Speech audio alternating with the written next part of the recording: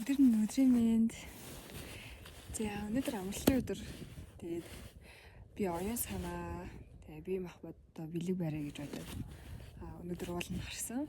Тэгээд ууланд гарч байхдаа сая 10 минутын турш бяцлал хийлээ. Тэгээд саяны хийсэн бяцлал маань аюу үр дүнтэй.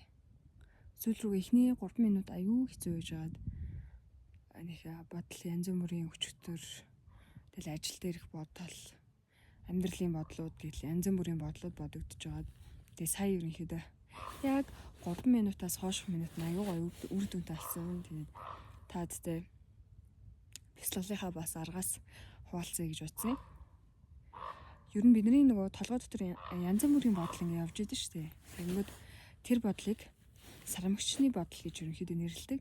Тэгээд бүр тусаа цайгүй бидний толгойд өчтөр тэгсэн, өнөөдөр ингэж байгаа, маргааш тэгж байгаа. Бид юусаа одоодоо төвлөрөхгүй. Тэгэл янз бүрийн бодлуудыг ингээл одоо өглөөл яг ингэж ихэндээ ингээл орлол хийдэг гэсэн үг байхгүй амар чанга дуутай.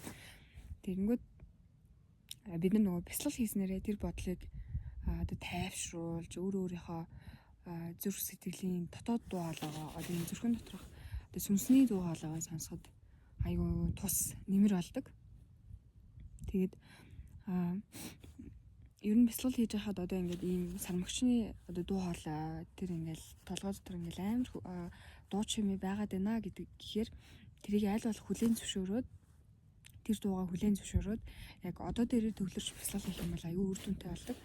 Тэгээд миний хувьд яг яг амьсгалаа аваад гаргаад бяцлал хийсэн ч гэсэндээ стил ингээл бодлоод бодогдож байсан. Гэхдээ би ямар бодол бодсон бэ гэхээр хэрэв үнэхээр бодол ингэ бодогдоод авах юм бол уулан дээр тэгээ далаа дээр далайн ирэг дээр сууж байгаа бяцлал хийж байгаа ууланд яг ингээд шуудын дуу чимээг сонсоод бяцлал хийж ингэж төсөөлөх юм бол тухайн бяцлал маш үр дүнтэй болно. Тэгээд би яг тийм бодол бодож байгаад надад нэг юм 6 настай үе юм байна. Ээжтэйгээ хамт яг голын дэр гэдэг нэг голын ирэг дээр суучихсан тийм дурсамж байдаг байхгүй юу? Би нэг өглөө 5 билүү 6 цагт ингэ боссон чи ээж яг голын дэр гэдэг ингэ сууж байгаа байхгүй юу? Тэгээ би харчаад ээжээ та юу хийж байгаа юм гэдгсэн чинь гол руу ингэ харах юм бол хараа сайжирна. Тэгээ голын ингэ урсгалыг харах юм бол оюун санаа аягүй зэгцэрч тайван амгалан болд юм аа гэд тэгж хэлчихсэн. Тэгээ тэр үед ээж бит хоёр бараг 2 цагийн турш голын ирэг дээр гол ширтээд голын урсгалыг ажаад тэгж суужсэн. Тэр дурсамж миний бүр сэтгэл дотор одоо хүртэл ингээд аягүй хадгалаастай аягүй гоё дурсамж миний. Тэгээ тэр дурсамжаа бодож байгаад бяцлал хийсэн. Маш үр дүнтэй болсон. Тэгээ би эхний 3 минут ер нь яаж 10 минутаа дуусгана гэж бодож исэн чинь 10 минут маш хурдтай ингээд дууссан. Тэгээд дууссаны дараа сэтгэл санаа минь аюу тайван уужуу нэг тийм гоё маш peaceful нэг тийм амгалан болдсон шүү дээ. Нэг тийм амгалан болсон. Өнөөдөр аюу гоё юм. Гадаа ч гэсэндээ маш гоё юм. Угаасаа нэг л бид нар ингээл хутаатай газар байгаа учраас аль болох ууланд гарч ядаж богд ууланд гарч өөрийгөө өөртөө бэлэг барих хэрэгтэй. Тэгээ би 31-нд асрал тайрхан руу бас ууланд гарах гэж байгаа. Тэгээд тэр ууланд гарах гэж байгаа 31-нд асралт чинь бас нэлээд өндөр том уул учраас жоон бэлтгэл хийх хэрэгтэй. Тэгээд амралтын өдөр болго ер нь богд ууланд гарч бэлтгэл хийх гэж байгаа. Олон одоо сонирхолтой зүйл гэдэг юм бол хүн 24 цаг одоо өдрийн турш ингэ байхдаа хизээч юусоо бүтэн амьсгал авч гаргадаг. Тэгээ бас хүмүүс амьсгалаа авах дээрээ илүү төвлөрөөд гарах дээрээ маш дутуу одоо анхаарал төвлөрүүлдэг. Тэр нь юу гэсэн үг вэ гэхээр хүн амьсгалаа авахдаа цээж дүүрэн ингээд амьсгалыг авлаа. Тэгээд гарахдаа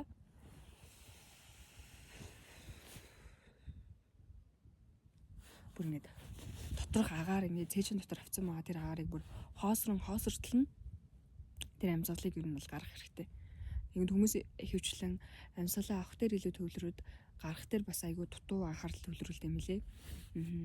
Тэгэхээр аль алин дээр нь ер нь төвлөрснөөрөө бидний ингээд одоо бодисын солилцоо маш сайн явагддаг гэх юм уу. Тэгээд давхар энергийн цэвэрлэгээ одоо бясалгал бол энергийн цэвэрлэгээ болж өгдөг. Хүн одоо ингэ энэ дэлхий дээр байгаа бүх зүйлс яг энергиэр бүтдэг гэдэгт энерги одоо байдаг гэдэгт би бол амар 100% итгэдэг. Тэнгүүд яг бидний одоо биеийг тойроод яг бие мах бодиг минь тойроод бас энерги ингэ гүйждэг. Тэнгүүд бид нэр өдөр тутамдаа янз бүрийн зүйлстэй учирдаг. Тэр тоолондоо өөрөөсөөгөө энерги гэмтэх, өөрийгөө гомдох, зүрх сэтгэлээ гомдох янз бүрийн зүйлстэй тулгардаг. Тэрийг бяцлаглаар дамжуулан тэр энергийг гадагшлуулж бодисын солилцоогоо илүү бүрэн дүүрэн явааснараа хүн илүү тайвширдаг юм билээ. Би бяцлал хийхдээ болохоор нэг тийм 10 минут өнөөдөр л анх удаа яг 10 минут сууж бяцлал хийж үзэж байна. Тэрнээс өмнө болохоор яг унтахынхаа өмнө би бяцлал хийдэг. Тэгээд амьсгал аваад гаргаад тэгээд явж байгаа хооронд ерөөхдөө унтчихдаг. Тэгээ одоо ерөнхийдөө энэ жилээс би бяцлаглыг яг ингээд өглөө цайгаа уучаад ялангуяа өглөөний яг ингээд шив шинхийн энерги дээрээ бяцлаглыг аягүй сурыг гэж төлөвлөж байгаа. Бяцлаглын угаасаа давуу тал нэтэр зөндөө байгаа. Тэгээ шинжлэх ухаан ч гэсэн бяцлаглын давуу талыг баталсан. Тэнгүүд хүмүүс нөгөө яаж бяцлал хийх вэ? Бяцлал хийж сурахысаа гэлэгдэг. Гэтэ яг үүндээ нөгөө бяцлал бол хүний хийж чадах хамгийн суур фундаментал зүйл.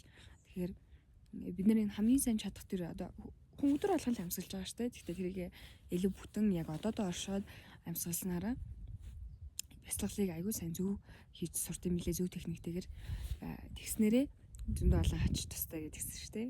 Тэгээд оюун санаагаа өдөр сурна, өөрийгөө тайван амгалан байлгана. Маш олон зүйлсүүд байгаа. Миний хувьд энэ жил бяцлал аягүй сайн хий. Тэгээд өөрийнхөө бодол мэдрэмжийг аягүй сайн гаргаж илэрхийлээ. Дотгошоогоо биш. Одоо гадагшаагаа илэрхийлээ. Тэгээд өөрийнхөө энергин дээр бас нэлээд ажиллаж өөрийнхөө дотоод хүн одоо нөгөө сүнс гэж бас ярьдаг шээ. Дотоод хүнийхээ дуу хоолойг сонсож тэн дээр илүү ач холбогдол өгөх дээр энэ жил маш их төвлөрье гэж зорж байгаа. Та бас энэ жилийнхаа төлөвлөгөөн дээр гоё бяцлал хийж сураарай. Бяцлал дээр ач холбогдол өгч өдөр болгон гоё бяцлал хийгээрэй. Тэгээд энэ бичлэгээрээ бас би өнөөдөр одоо ингэж сурсан, сонссон маш сонирхолтой зүйлээ бас хуваалцъя гэж бодсон.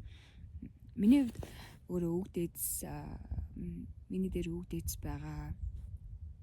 Үг дээдстэй залбирдаг. Үг дээдсээсээ одоо нөгөө чиглэл зөвчийг асуудаг төрлийн юм баггүй юу? Тэгээ тэнд аягүй итгэдэг.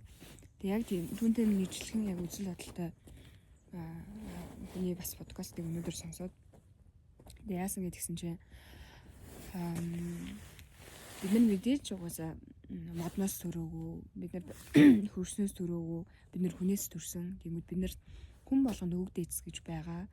Бидний аавын аав ээж, ээжийн аав ээж түүнээс улбалаад дээшээ хідэн үе дамжсан үг дээдс биднэрт байгаа.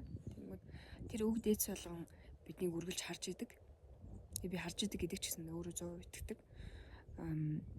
Тэнгүүд тэр хүмүүсийг бид нар хизээж нөгөө одоо өдөр тутамдаа гэдэг ч юм уу амьдралдаа ерөөсөө мартаж болохгүй. Тэгээд одоо чинь бидний аав ээж хөгшрөөд уцаар ярихгүй байна, надтай цаг гарахгүй байна гэл ингээ гомддөө шүү дээ. Тэнгүүд яг түн шиг одоо тэнгис дээр байгаа бидний үг дээдс ч гэсэндээ яагаад намайг санахгүй байгаа юм бол, яагаад намайг дурсахгүй байгаа юм бол гэж бас гомддог.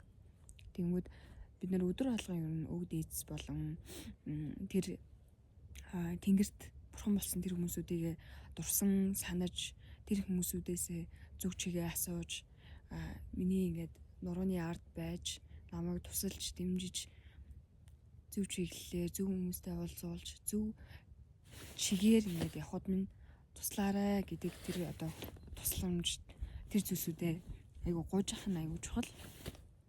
Тэгмэд өнөөдрийн нөгөө подкастн дээр юу гэсэн гэхээр бидний үг дээдс болгонд одоо сайн муу янз бүрийн үг дээдс мэдээж байсан. Тэнгүүд яг надад хамгийн сайн сайхныг хүсдэг үг дээдс минь гэж хагаад ерөөдөө лаа хасааж агаад орчноо бүрдүүлж агаад тэр хүмүүстэй гоё залбирх нь аягүй чухал гэж хэлсэн. Тэгээд тэр нь ч гэсэндээ айгүй зөв гэдэгт нь миний хувьд санал нийлж байгаа. Тэгээд бас нэг сонирхолтой факт нь болохоор миний дээр байгаа 3,000 хүүхд эцэс гэж хэлжээ. Ер нь бол байнга хэлжээ гэсэн. Тэгээд тэгснээрээ одоо миний яг нурууны ард ерөнхийдөө 3,000 хүүхд эцэс минь өргөлж байна гэсэн үг байхгүй юу? Тэнгэрээс өргөлж намайг харж байгаа, намайг тусалж байгаа, намайг төрж байгаа, намайг дэмжиж байгаа.